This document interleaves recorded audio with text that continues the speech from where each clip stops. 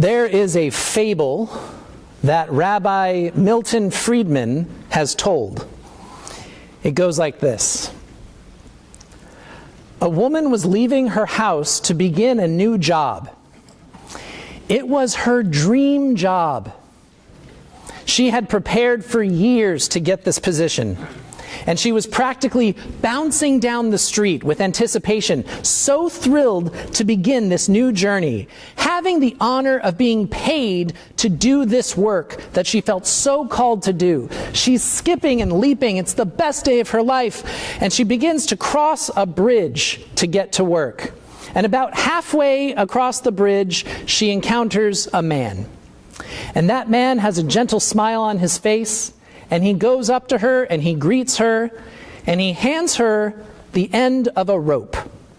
And he says, "Would you please hold this rope for me?" It was such an odd request, so strange. The woman didn't know what to do but to sort of gently nod and hesitantly take the end of the rope. And as her eyes began to trace the rope, she noticed that the other end was tightly wrapped and tied around the man's waist. And before she could ask any questions or do anything, the man climbed up on the railing of the bridge and jumped over the other side. And the rope pulled tight quick, and thanks to the railing, the rope landed in just a way so that it balanced out with the man's weight, his body hanging in midair, dangling high above the water, and the woman able to hold the man in place if she just held tight to the rope. And as soon as this happened, the woman started screaming, "What is this? What are you doing? What is happening?" And the man gently swung in the breeze, arms out to the wind, and he looked up and said, "Thank you for holding on. And remember, if you let go, I will surely plummet to my death." And the woman's standing there with the rope pulling tighter, holding on to it, and she's like, "But I can't stay here all day. I have a job to get to. I have a life to live."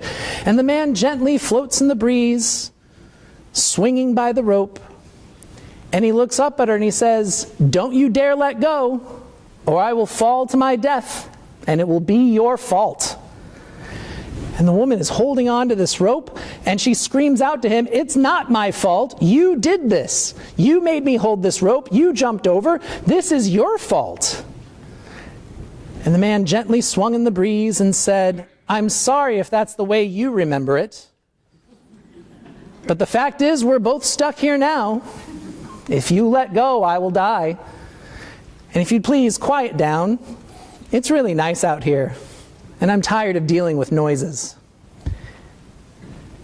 And so the woman held on to that rope, saying nothing, keeping the man held in midair for an unknown period of time.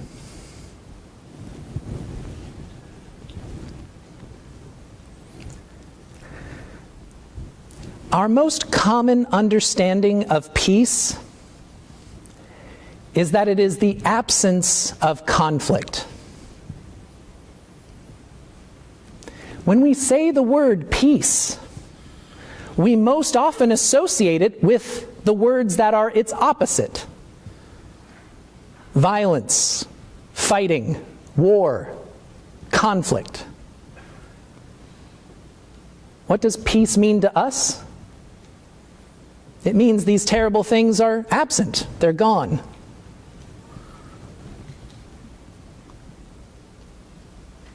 That means that the human project of peace is about creating conditions in which all parties are least likely to fight or argue.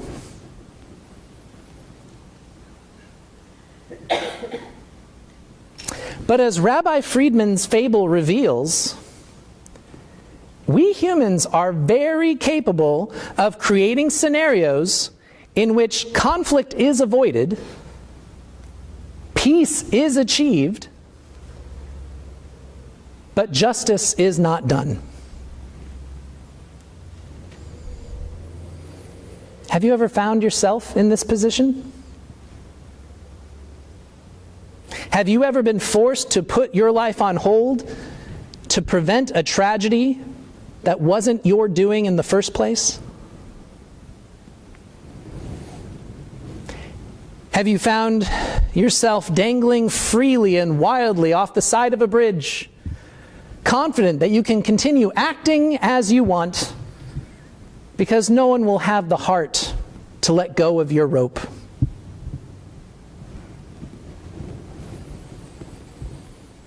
Have you found yourself in an uncomfortable position, putting up with the same hassle and harassment for years and years, because you feel that something terrible will happen if you fail to do your part? If our only models for peace involve one party getting to be in control of a situation and the other party having to give up their hopes and dreams and livelihood just to preserve the balance of power, that is possibly good for the survival of the human race. But it is not the peace that our God is bringing to this earth. On this Advent Sunday of peace, we are not celebrating peace as we discover it and as we create it in this world. We are preparing ourselves to receive God's peace, which is something else entirely. We understand perfectly well how to create situations in our own lives and in our world in which conflict is less likely, the balance of power remains intact, the status is quo. But Scripture tells us that God's peace surpasses all our understanding. Our concept of peace has to do with the absence of conflict and violence. But God's peace is dependent upon not absence, but presence, creating space for God's presence in our lives and in our world. Human peace is preserved by keeping everyone content, by keeping everyone quiet, by making sure we're playing our roles. But God's peace is only brought about when we are willing to risk our own safety and our own lives for the sake of serving others. Our scripture this morning comes from the book of Esther. Esther is not a story that many of us are familiar with. It's not a story that we usually hear in church, especially at Advent. But this year we have the gift of this story. And it's a story that puts an ancient Jewish woman as the protagonist. And I'm comfortable with many things, but as your straight, white, cis male pastor, I am not comfortable trying to unpack for you this story. I'm not comfortable trying to introduce you to the story and then tell you what it means. So we are blessed this morning with the words of Rabbi Danya Ruttenberg. Rabbi Ruttenberg is a brilliant woman and a faithful teacher of the Bible. She lives in the D.C. area, I believe. And she has written her own reflection on this story. And she's done us the service of telling us what she feels it means, what God is saying to us through this story, living where we are in the moment that we are in. This is what Rabbi Ruttenberg has written about Esther. In the story of Esther, we meet Ahasuerus, king of Persia. The king was quick to anger, easily bribed, and fond of displaying the vast riches of his kingdom and the splendid glory of his majesty. The king's top advisor is a vicious despot named Haman. When Mordecai, a Jew living in the kingdom, when Mordecai refuses to bow down to Haman, the aide decides to do away with all the Jews in Persia. as revenge against Mordecai.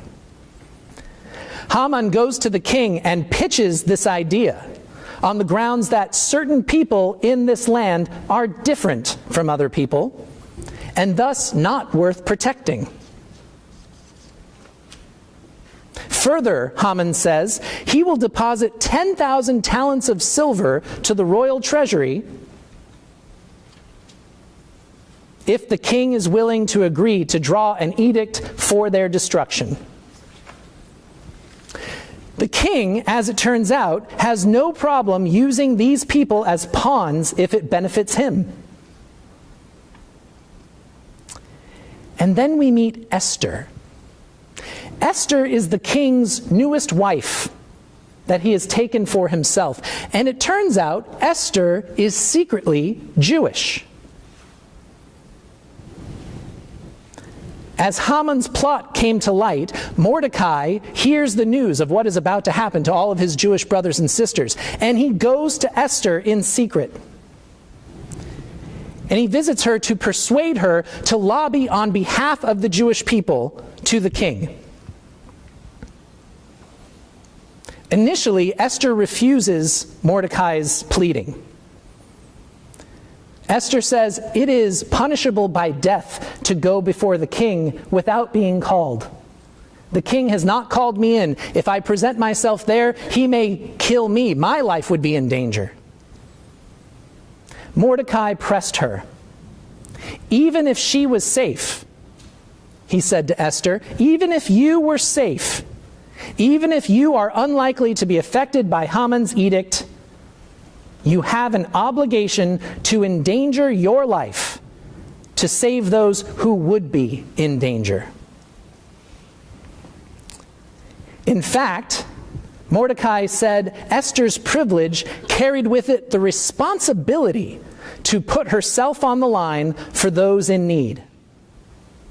For he told her, "Who knows, but that you have come to your position for such a time as this." Who knows? But for you have come to your position for such a time as this.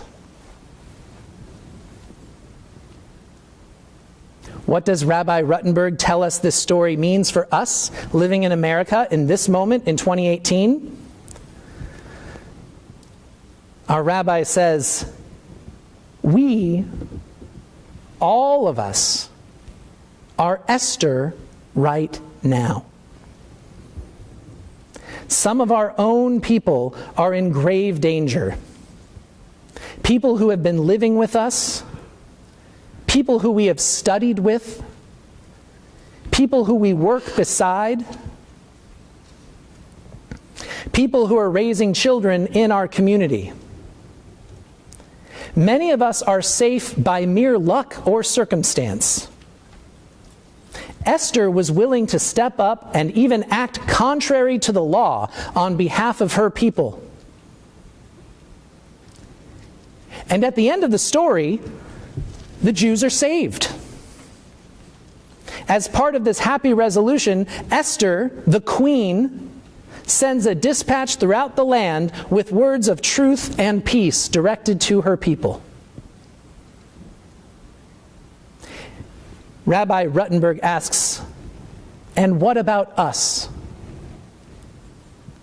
How do we proclaim peace to our people?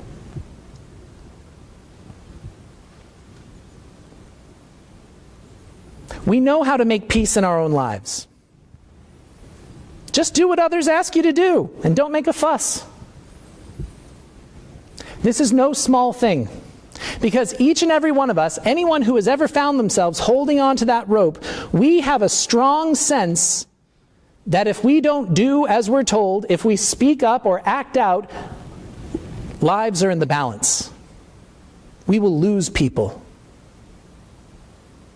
We don't avoid conflict because it feels so good to avoid conflict. We avoid it because we are aware that when we try to change things, when we try to speak up for ourselves and for others, when things get dismantled and replaced, we lose people. Lives are in the balance. It's not something we take lightly.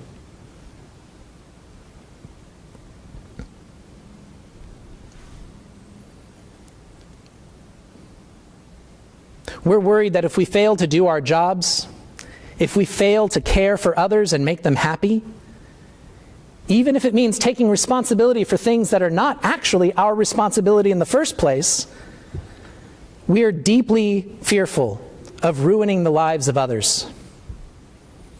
So we stay quiet, we stay in place. We allow our time and energy to go into preserving the peace, and nothing changes. Rabbi Ruttenberg has expressed that when it comes to serving God in this world, there is no universally right or wrong thing to do. Sometimes we serve God by preserving what is. Sometimes we serve God by challenging and changing the way things are. Sometimes we serve God by dreaming new ways of being into reality. The rabbi writes, "It is our task as people working to create better, safer, more just lives for all, to be attuned to the nuances of opportunity."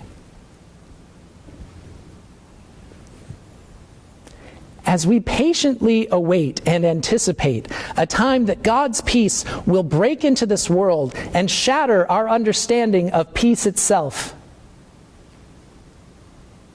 we are shown that peace does not look like any one thing. We are shown that peace is actually very nuanced.